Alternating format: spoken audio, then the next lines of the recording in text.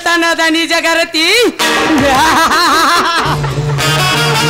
ಬೇಲೂರಿನ ಶಿಲಾಬಾಲೆಯಂತೆ ರಮಣಿಯಾಗಿರ ರಾಜಿಸುವ ಸುಂದರ ಮೈಮಾಟದ ಮಾಯಾ ಜಿಂಕೆ ಕರ್ಣನ ಹೆಂಡತಿ ಕಾಂಚನ.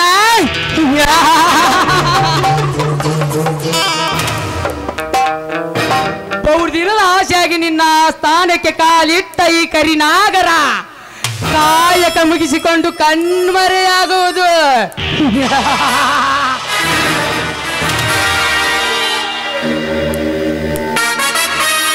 ಕಾಂಚನ, ಲೇ ಕಾಂಚನ,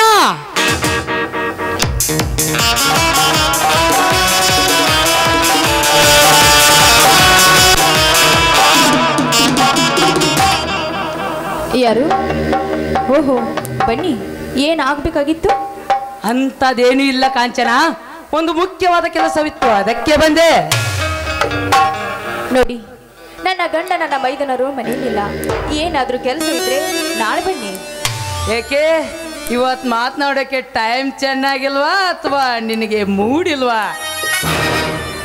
ನೋಡಿ, ಹಾಗೇನಿಲ್ಲ. ನಿಮ್ಮ ಜೊತೆ ಮಾತನಾಡೋಕ್ಕೆ ನನ್ನ ಗಂಡ ನನ್ನ ಮೈದನರು ಇದ್ದಿದ್ದಿಲ್ಲಲ್ಲ, ಅದಕ್ಕೆ ನಾಳೆ ಬನ್ನಿ ಅಂತ ಹೇಳಿದೆ. ನಿನ್ನ ಗಂಡನ ಮೈದುನ ಮನೆಯಲ್ಲಿಲ್ಲದಿದ್ದರೆ ಏನಾಯ್ತು ಕಾಂಚನ? ನೀನಿದ್ದೀಯಲ್ಲ, ನನಗಷ್ಟೇ ಸಾಕು.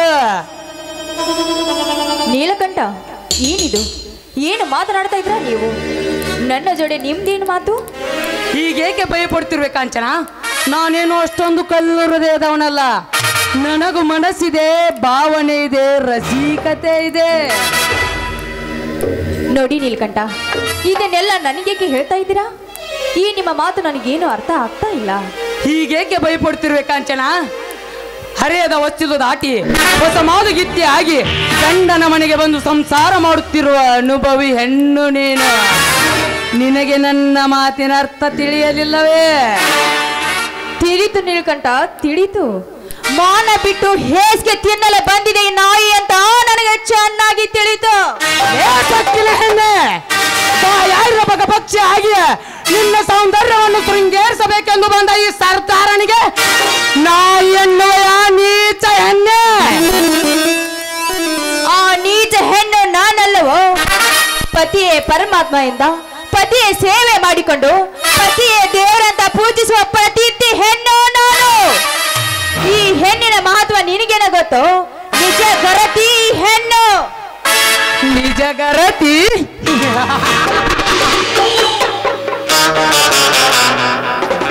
ಕ್ಷಣಿಕ ಸುಖಕ್ಕಾಗಿ ತಾಳೆಯನ್ನೇ ತೆಗೆದಿಟ್ಟು ಕನ್ಯಾಮಣಿಯಂತೆ ವರ್ತಿಸುವ ನಾರಿಯರು ತುಂಬಿರುವಾಗ ಎಲ್ಲಿದ್ದಾರೆ ಕಾಂಚನ ನಿನ್ನ ನಿಜ ಗರತಿಯರು?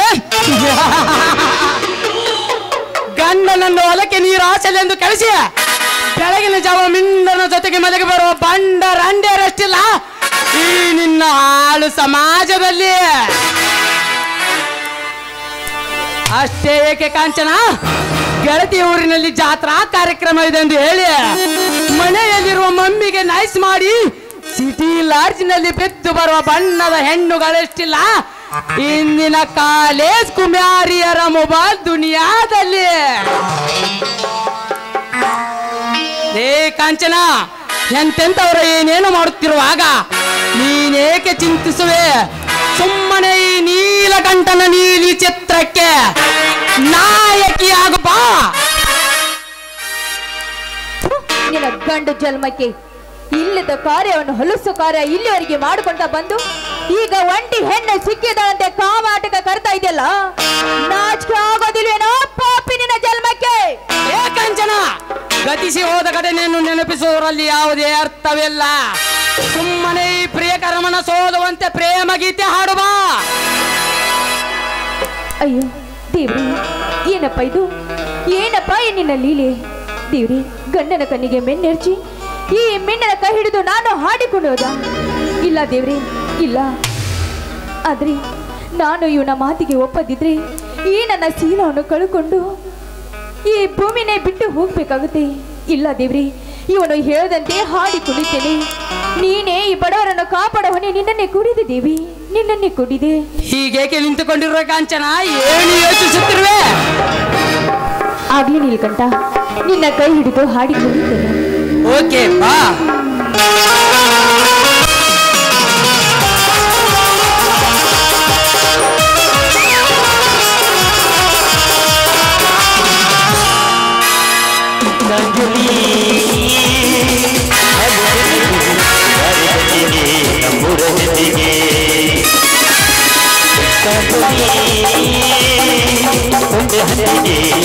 ಮಡಿಸಿಗೆ ತಡಿತೆ ಹಲ್ಲಿಗೆ ಸಾಗರಿ ನೀನು ಬಾರದೆ ಹೂವಿಲ್ಲ ಸಾಗರಿ ನೀನು ಬಾರದೆ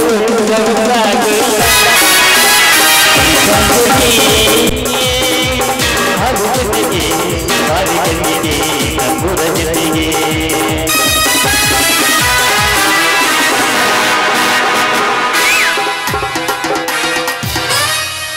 ನೀಲಕಂಠ, ನೀನು ಹೇಳಿದಂತೆ ಹಾಡಿಕೊಂಡು ನಿನ್ನ ಕಲಿಸಿದ್ದೇನೆ. ಇನ್ನು ಇಲ್ಲಿಂದ ಜಾಗ ಖಾಲಿ ಮಾಡಬಹುದು. ಗಂಡ ಮೈದುನರು ನಿನ್ನ ಗಂಡ ಮೈದುನರು ಬರೋ ಹೊತ್ತಿಗೆ ನೀನು ಈ ಭೂಮಿ ಮೇಲೆ ಇರೋದಕ್ಕೆ ಈ ನೀಲಕಂಠ ಬಿಡೋದಿಲ್ಲ. ಬಾರೇ ಕಾಮದಾದಿಂದ ಕೆಳಗೆ ನಿಂತರು ನನ್ನನ್ನು ಅಪ್ಪಿದೆ ಸುಖ ನೀಡುವ.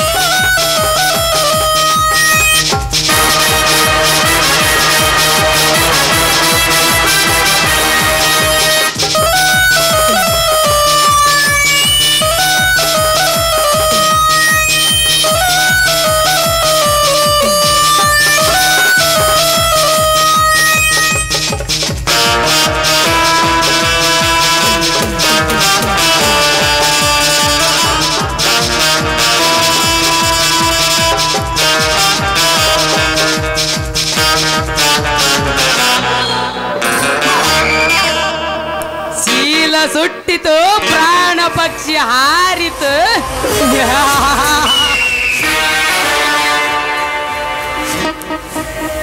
ಬೇಲೂರಿನ ಶಿಲಾಬಾಲೆಯಂತೆ ರಮಣಿಯಾಗಿ ರಾಜಿಸುವ ಸುಂದರ ಮೈಮಾಟದ ಮಾಯಾಜಿಂಕೆ.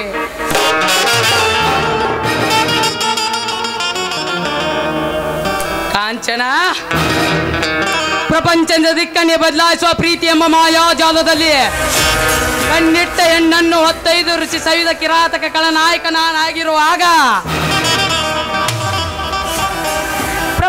ಪ್ರಪಂಚದಲ್ಲಿ ಚಂದ್ರನಿಗೆ ಗ್ರಹಣ ಹಿಡಿಯುವ ಸಮಯವನ್ನು ತಿಳಿಯುವ ವಿಜ್ಞಾನಿಗಳಿರಬಹುದು. ಆದರೆ ಈ ಕಿರಾತಕನ ಕೋಟೆಗೆ ಎಷ್ಟು ಮೆಟ್ಟಿಲುಗಳಿದೆ ಎಂಬುದು ಯಾವ ತಂತ್ರಜ್ಞಾನಿ ಕೈಗೆ ನಿಲುಕದು. ರಸಭರಿತ ಮೋಸಂಬಿ ಹಣ್ಣಿನಿಂತ ಮೈ ದುಂಬಿ ನಿಂತಿರುವ ಕಾಂಚನಾಳ ಅಂಗಾಂಗದ ಸವಿಸುಖ ಸವಿದು ಕೋರ್ಟಿಗೆ ಯಾವುದೇ ಸಾಕ್ಷಿ ಸಿಗಬಾರದೆಂದು ಅವಳ ಕತ್ತಿನ ಮೇಲೆ ಕಾಲಿಟ್ಟು ಕೊಲೆಗೈದು ಬಿಟ್ಟೆ.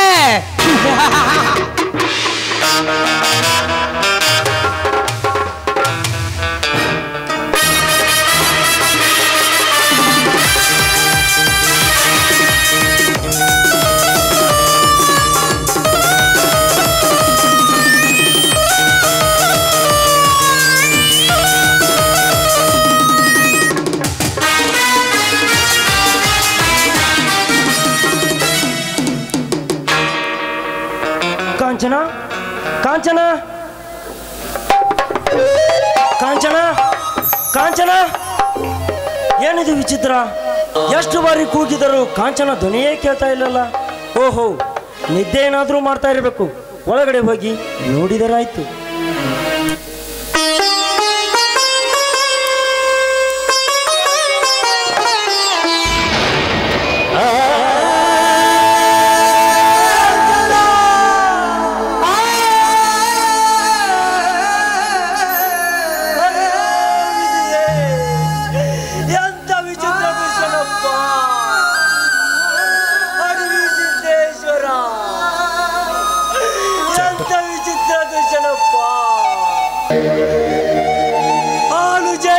ಸಾಗುತ್ತಿರವೇ ನಮ್ಮ ಸಂಸಾರದಲ್ಲಿ ವಿಧಿ ಬಂದು ಕುಕ್ಕಿ ಹೋಯಿತಾ? ಇಲ್ಲ, ಮಾನವಂತರದ ಮನತನ ಸೊಗಡು ನಿನ್ನ ಕಣ್ಣಿಗೆ ಬೇಡವಾಯಿತ ಹೇಳು ತಂದೆ, ಎಲ್ಲಿ ಕಣ್ಮರಿಯಾದ ದೇವಾ?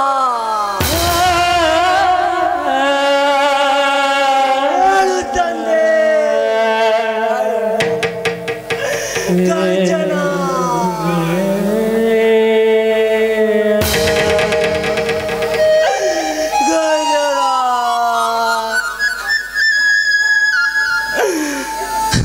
ಏಕೆ ಮಾವ ಈ ರೀತಿ ದುಃಖಿಸ್ತಾ ನಿಂತಿರುವಿರಿ?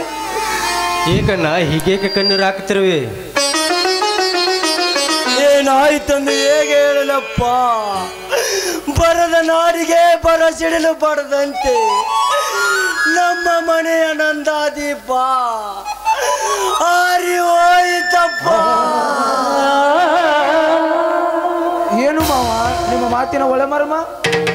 ಅಣ್ಣ, ಮನೆಗೆ ಹಿರಿಯನಾಗಿ ನೀನೇ ಈಗ ದುಃಖಿಸ ನಿಂತರೆ ನಮಗೇನೇನು ಒಂದು ಅರ್ಥ ಆಗ್ಬೇಕಣ್ಣ.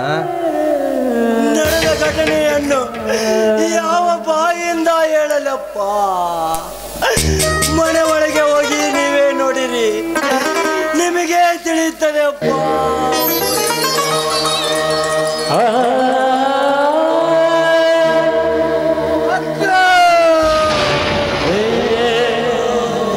ಅತ್ತಿಗೆಮ್ಮ ರಕ್ತದ ಬಡವಿನಲ್ಲಿ ಬಿದ್ದಿರುವ ನನ್ನ ಅಕ್ಕನೆಯನ್ನು ನೋಡಿದರೆ ನನಗೆ ಕಣ್ಣಿಗೆ ಕತ್ತಲು ಬಂದಂತ ಆಗುತ್ತಿದೆ ಮಾವ. ಅಣ್ಣ, ಒಳಗೆ ಬಿದ್ದಿರುವ ಪಾಕೆಟ್ ನಲ್ಲಿರುವ ಆಧಾರ್ ಕಾರ್ಡ್ ನೋಡ್ರಿ. ಆ ಪಾಪಿ ಸುಳಿ ಮಗ ನೀಲಕಂಠ ಮಾಡಿ ಮಾವ. ಅಣ್ಣ, ಮೈದಿನರನ್ನ ಸ್ವಂತ ಮಕ್ಕಳಾಗೆ ಜೋಪಾನ ಮಾಡಿದ ನನ್ನ ಅತ್ತಿಗೆ ಹಣವನ್ನು ನೋಡಿ ದಿಕ್ಕು ತೋಚದಂತಾಗಿದೆ ಅಣ್ಣ, ದಿಕ್ಕು ಮಾವ, ರಕ್ತದ ಬಡವಿನಲ್ಲಿ ಪ್ಯಾಕೆಟ್ ನಲ್ಲಿರುವ ಆಧಾರ್ ಕಾರ್ಡ್ ನೋಡಿರಿ. ಆ ಪಾಪಿ ಸುಳಿ ಮಗ ನೀಲಕಂಠ ಮಾಡಿದ ಕಾರ್ಯವೇ ಇರಬಹುದು ಮಾವ. ಎರೇ ಪಾಪಿ ನೀಲಕಂಠ, ನನ್ನ ಮೇಲಿರುವ ಸ್ಪರ್ಧಿಸಿದ ಸೇಡು ತೀರಿಸಬೇಕೆಂದು ನನ್ನ ಬಾಳ ಸಂಗಾತಿಯ ಜೀವನವೇ ಬೇಕಾಗಿತ್ತಾ ನಿನಗೆ? ಒಂದು ವೇಳೆ ಹಿತ ಮಾಡುವೆಂದರೆ ಗೆದ್ದು ಬಿಡುತ್ತಿದ್ದೆ.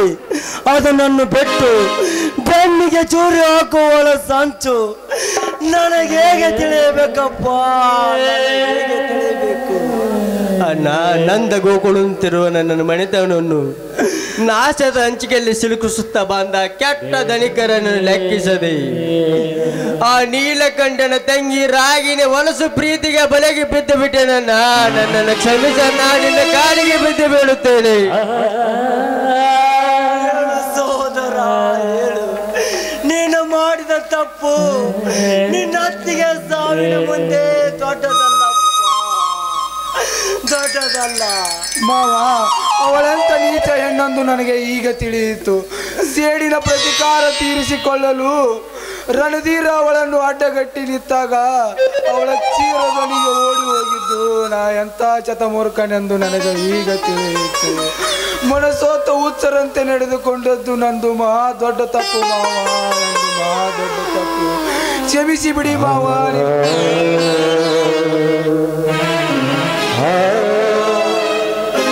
ಪಾಪಕ್ಕಿಂತ ಪಾಯಚಿತ ದೊಡ್ಡದು, ಗುರುವಿನಕ್ಕಿಂತ ಅರಿವು ದೊಡ್ಡದು ನಿನಗಾದ ಅನುಭವಕ್ಕೆ ಕ್ಷಮೆ ಏನು ದೊಡ್ಡದಲ್ಲ ಶಿವರಾಜ್, ದೊಡ್ಡದಲ್ಲ.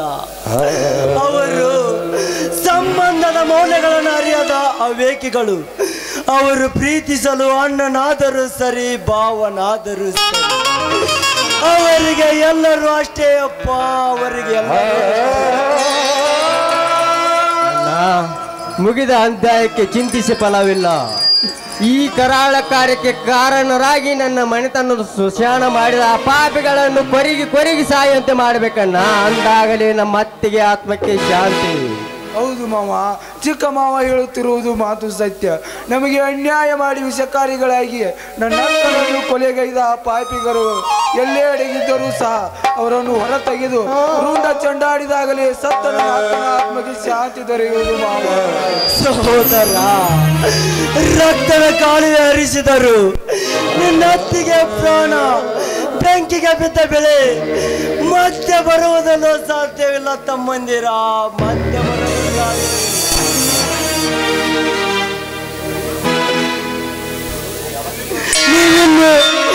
ನೋಡು, ನೀವಿನ್ನು ಬದುಕು ಬಾಳಬೇಕಾದವರು ಹೀಗೆ ಒಂದರ ಮೇಲೆ ಒಂದು ಕೊಲೆ ಮಾಡುತ್ತಾ ಹೋದರೆ ಇದು ಎಂದಿಗೂ ನಿಲ್ಲುವುದಿಲ್ಲಪ್ಪ.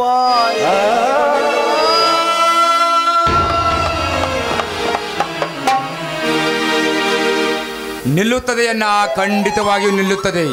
ಆ ಮಾವಳಿಯನ್ನ ಪ್ರಾಣ ತೆಗೆದ ಪ್ರತಿ ಕ್ಷಣದಲ್ಲಿ ಈ ದ್ವೇಷದ ಕದನ ನಿಂತು ಹೋಗುತ್ತದೆ. ನಿನ್ನ ಅತ್ತಿಗೆ ಸಾವಿನ ಸುದ್ದಿ ನಿನಗೆ ಹೇಗೆ ಅಣ್ಣ, ಬೆಟ್ಟದ ಕಡೆಯಿಂದ ಬರುವಾಗ ಆ ಗೌಡರ ಬಲಗೈಯ ಬಂಟನಾದ ಬ್ಲೇಡ್ ಬಾಬು ಫೋನಿನಲ್ಲಿ ಮಾತನಾಡುವ ವಿಷಯ ಕೇಳಿಸಿಕೊಂಡೆ. ಅಷ್ಟೇ ಅಲ್ಲದೆ ನಮ್ಮ ಕಬ್ಬಿನ ಬೆಳೆಗೆ ಬೆಂಕಿ ಹಚ್ಚಿದ್ದು ಕೂಡ ಅವನೆಂತ ಗೊತ್ತಾಯ್ತು.